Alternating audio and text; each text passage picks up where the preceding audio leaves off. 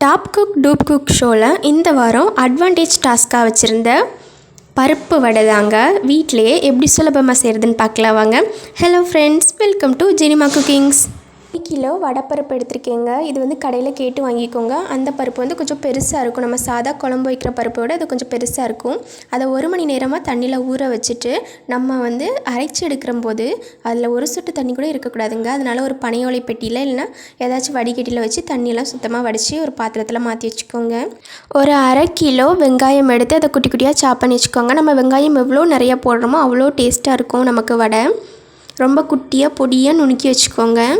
அதுக்கப்புறமா கருவேப்பிலைங்க, ஒரு கைப்பிடி அளவு கருவேப்பிலையை வந்து குட்டி குட்டியாக அந்த மாதிரி பொடியாக நறுக்கி வச்சுக்கோங்க.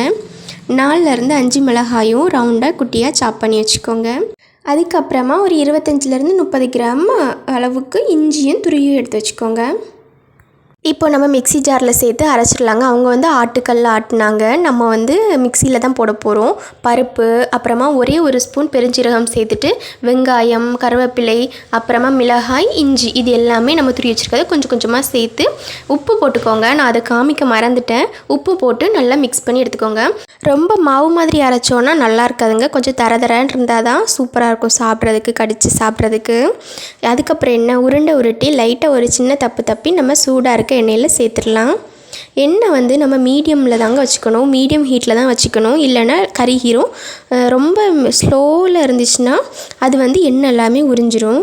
பாருங்கள், இது வந்து நம்ம எடுக்கிறதுக்கு ஃபஸ்ட்டே கரண்டி போடாமல் நம்ம அப்பளம் எடுப்போல் அந்த குச்சி வச்சு மாற்றி போட்டு சூப்பராக வேக வச்சு எடுத்துக்கோங்க. பாருங்கள், ஓரளவு கலர் வந்து நமக்கு வடை எல்லாமே வெந்து வந்தாச்சு. இப்போ அதை எடுத்து நம்ம மாற்றி வச்சுக்கலாங்க. சூப்பரான பருப்பு வடைங்க. நம்ம வீட்டிலே செய்கிறனால சூப்பராக இருக்கும். ரொம்ப சாஃப்டாக சூப்பரான பருப்பு வடைங்க. டீ கடையில் எவ்வளோ டேஸ்ட்டாக தருவாங்களோ அதே மாதிரி ரெடி ஆகிடுச்சு. பாருங்கள், உள்ள சூப்பராக வந்திருக்கு. நீங்களும் கண்டிப்பாக உங்கள் வீட்டில் இதே போல் செஞ்சு பாருங்கள்.